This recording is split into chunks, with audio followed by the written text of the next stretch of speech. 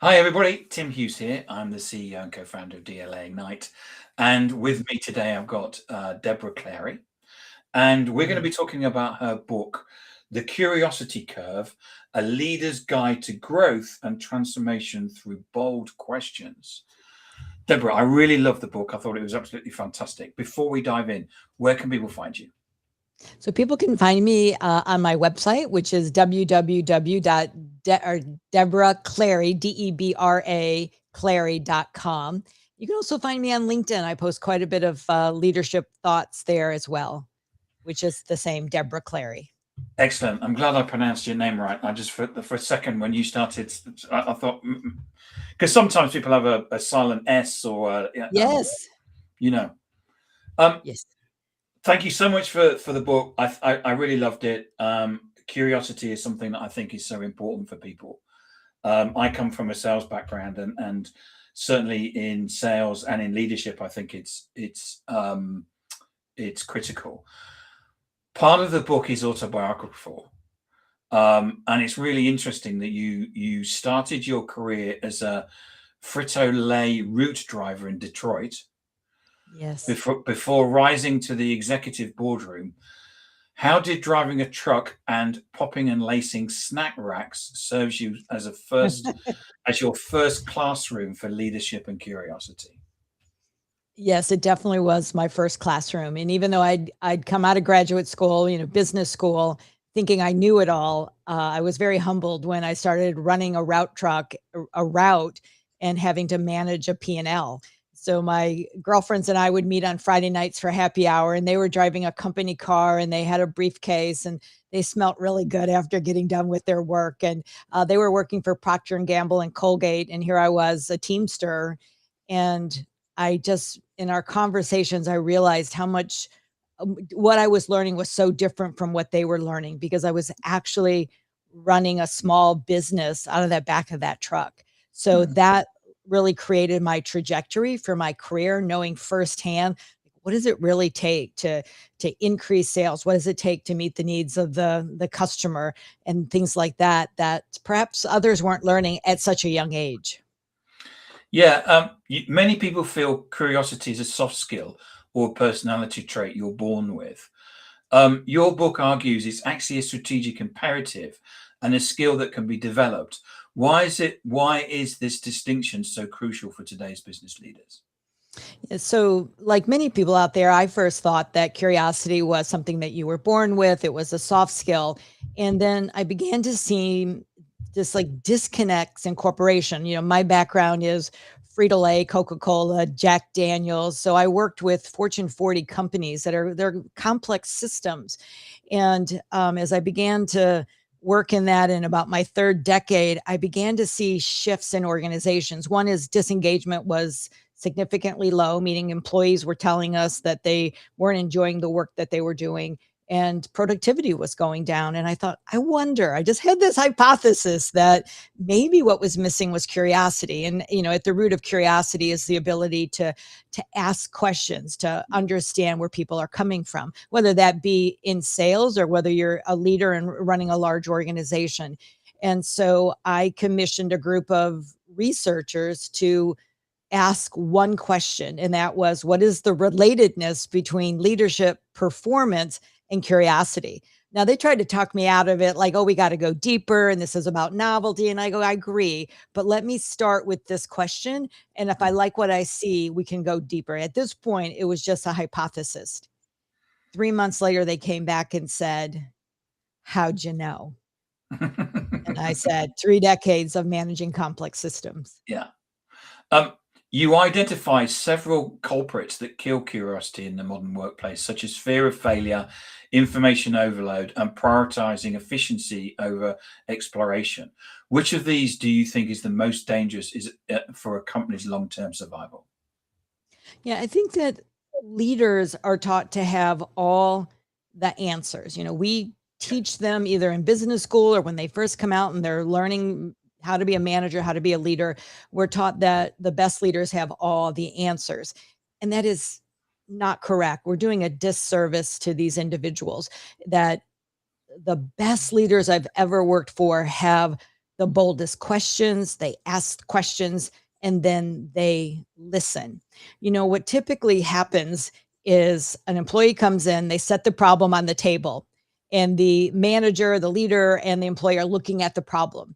Now, because the leader has the most experience, most likely, the most expertise, perhaps, they just go ahead and solve the problem for the employee, and the employee goes off. Now, that's efficient. You can say, yeah, that was a quick turnaround to solve a problem. Mm. That's playing the short game.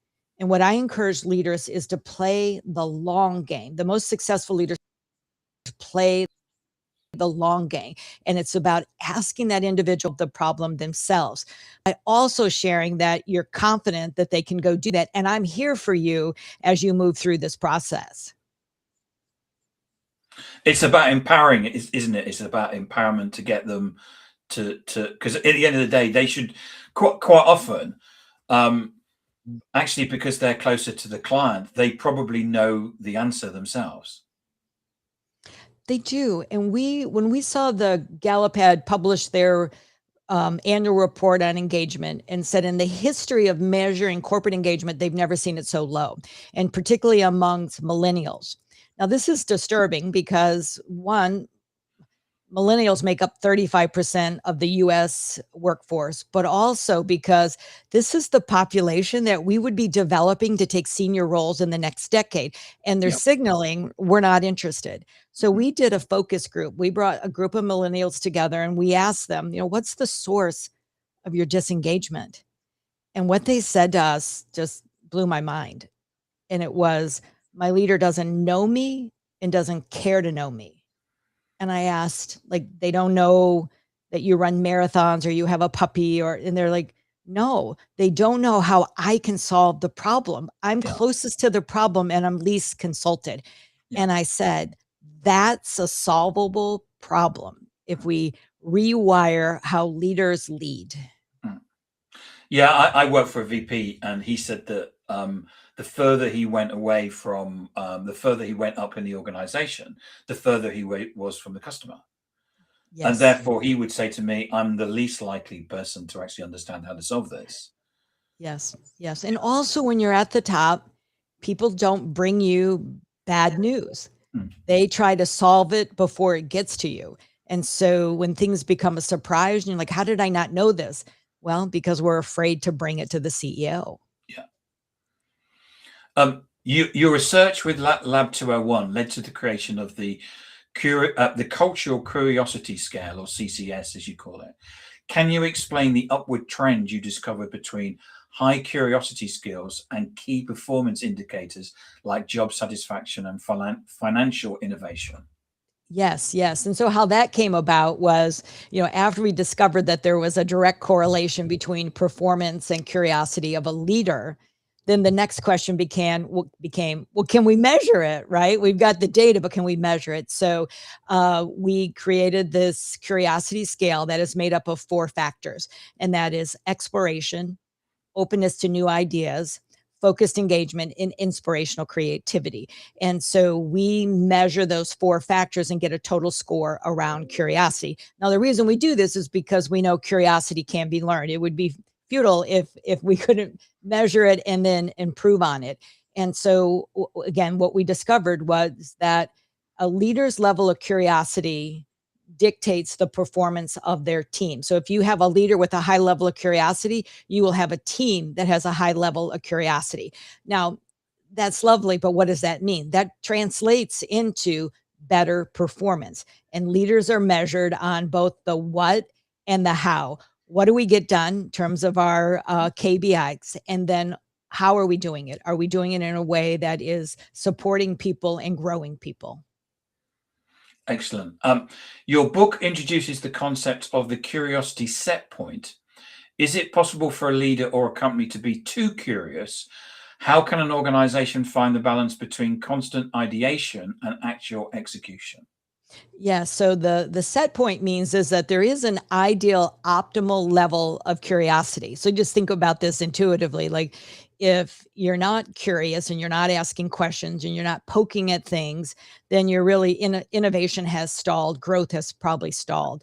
On the other hand, if you're continuously curious and trying new things and innovating and innovating and innovating, um, you may not be getting things done. And so it is this balance of understanding one is how do I bring other people into the conversation to solve a problem or to be innovative? And then as a leader, you need to make a decision to take action to advance it and then say, how do we measure our success? Yeah, my business partner and I, from the day one, we've always said we don't have all the ideas, and we've always wanted to create a culture of innovation as much as we can. And I think for me that's a competitive advantage. It is, Tim. It is just, I hope everyone that's listening to this podcast understands that shift of getting the right people in the room and asking the right questions. Hmm. You referenced Sherlock Holmes and the curious incident of the dog in the night to illustrate the importance of noticing what didn't happen. How can leaders train themselves to notice these subtle inconsistencies or silent dogs in your organization? Yes. So when things become silent, that's your cue that there's something wrong. If people have stopped asking questions, if people have stopped speaking up, if people are avoiding you, that's the silent dog, if you will, in the sense of, right, what's going on here? What have I created that now need to uncreate and create an environment where people are speaking up and they feel comfortable that I'm open to listening to them? Yeah. There was a famous incident here in the UK where they were putting in fiber cables in the road. This is probably going back 20 years. And someone noticed that they had all of the projects had a rag scale, so red, amber, and green, and they were all green. And it was like, well, there's no way that this could be the case. And then it all unraveled, and in fact, everyone was just saying everything was great because they were just telling the CEO. Because if they didn't tell the CEO that, they got shouted at. Yes. Yeah. You know, bad things happen when we don't ask questions.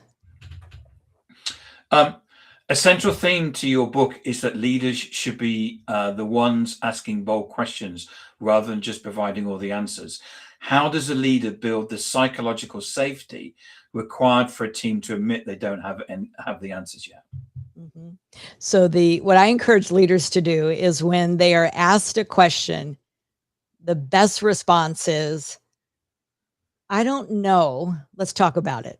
Right. So right there, you're signaling that I have some vulnerability here. I have ways that I knew things that I need to learn. So that's one thing of not having all the answers, but willing to have a conversation. Another thing you can do is that in a meeting is to share that all right, we have an agenda and there's going to be a discussion portion on this agenda, which means I need your input to help solve the problem. And when somebody asks a question or someone challenges what's happening, you need to embrace them and reward them for asking that question. You're signaling that this is a safe place to ask questions because we all want to get better as a team, as an organization. So create the environment where people feel like my opinion matters. And give us some techniques on how you could do that, because I think as leaders, we all struggle with because whenever you bring people together, that everybody is different. You've got introverts and extroverts, and the extroverts want to contribute. The introverts, are quiet. Is there anything that we can do to help make sure that everybody feels that they've got time to contribute? Yeah, so it's a pattern, right? So you begin to set out a pattern that every time we come together, we're going to have a discussion about something. something Okay. that's working or not working, right? So it Yep. might take you 3-6 months for people to actually believe you that you mean it. Okay. The other thing to do is to um, share, distribute the agenda in advance with what it is you're going to discuss. So Mm. those that are introverted or even Yep. extroverted, they come prepared. And then it's about really leaning into it and, and encouraging people to speak up. That would be the way to get started. Okay. Excellent. Um, you make a fascinating distinction between genuine and non-genuine questions. Can you give us an example of a common non-genuine question a boss might ask and how they could rephrase it to spark true exploration? Yeah. So you think about your, if you watch any law shows on TV, you're watching an attorney that already know the answer to it, right? It's like, on this night, or wouldn't you, or couldn't you? I mean, they're leading the witness.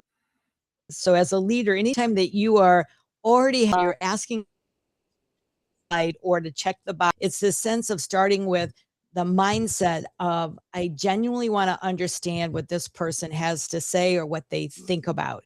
And then when they give you the information, it's not reacting in a defensive, negative way, but saying, let's go deeper. I really want to understand this. So anytime you think you're leading the witness, that's when you are in non-genuine space.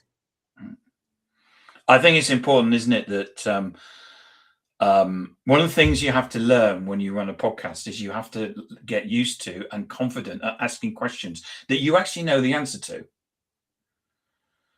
Uh, uh, uh, well, because the point is, it's not about what I know, it's what you know. And I can ask a question. I mean, for example, this next area I'm really interested in. Which is you quote Alvin Toffler and Chris Agris regarding the necessity of unlearning for a seasoned executive who's been rewarded for the expertise for decades. What is the first step to unlearning the habits that make them incurious? Yeah, so there's a ton of research, especially by the Harvard professor that you mentioned, in the sense of that we get locked into what we think we know, right? What we know, what we value. And we just did a, we took the data and we cut it by CEOs and people in senior executive roles. And what we found is that when as they climb the ranks, that their exploration and curiosity curve continue to grow. But there are other aspects of the curiosity factor that begin to get tight and narrowed. And it's because we become confident in our competency and we keep trying to lead in the way we've always led. The Yeah. best leaders are those that say, okay, there's there's new things happening in the world. There's new legislation. There's new competitors. And it's really understanding what's happening in the market and what's happening with your people. I really encourage the C-level to understand that they need to continue to stay open and not narrow their thinking. I think we can all get used to what we know rather than what we don't know. And Mhm. that's a scary thing, isn't it? Yeah. Well, and we know that from a neuroscience perspective, the brain is wired for efficiency. So Mm. when new information comes in, the brain thinks it's helping us by attaching it as soon as possible to what it thinks it knows. It's called fast past matching. So I take the past and I match it to the future, right? So now if you're in trying to cross a road and there's cars coming, the brain says, get out of the road, right? So it protects us. But in other ways, it's failing us because it doesn't allow us to stay open. Now, we tell the brain what to do, what our thoughts are. So it's the opportunity to say, wait, I need to take a step back. I need to take a breath. I'm not sure this is the right answer. With the rise of quiet quitting and the disengagement of younger generations, you mentioned that people under age of 40 are refusing to work in environments where curiosity is stifled. How must the future workplace change to accommodate the curiosity needs of millennials and Gen Z? Yeah, it's going to sound really simple, Tim, but it's talk to them. Ask them what's important to them in terms of the work that they're doing and why are they doing that work, what values and kind of hopes and dreams they have for their career. Just talk to them, ask them questions, and in a very genuine and caring way, that you are important here. I see you and I value you. Excellent. Deborah, thank you so much for coming on talking about your book, The Curiosity Curve, A Leader's Guide to Growth and Transformation Through Bold Questions. If I wanted to get a copy of it, where can I get one from? You can get a copy at Amazon.com, or you can most likely get it at your local Barnes and Noble or bookstores, anywhere. And where can we get hold of you? You can, if you go to my website, you'll see my contact information. I would love to get your perspective on curiosity and how this conversation has resonated with you. Excellent. Thank you so much for coming on and sharing your wisdom and talking about your book. It was an excellent book. I really enjoyed it. Thank you, Tim. Fantastic research. And it's something, it's something that everybody should be involved in. You're starting a movement, Deborah. That I feel called. I was on a podcast last week and the guy said, "Why are you doing this? You came out of corporate America." And I said, when the caller calls, you answer the phone. And that's what Absolutely. this is. Yeah, I can see that. Thank you so much. My pleasure.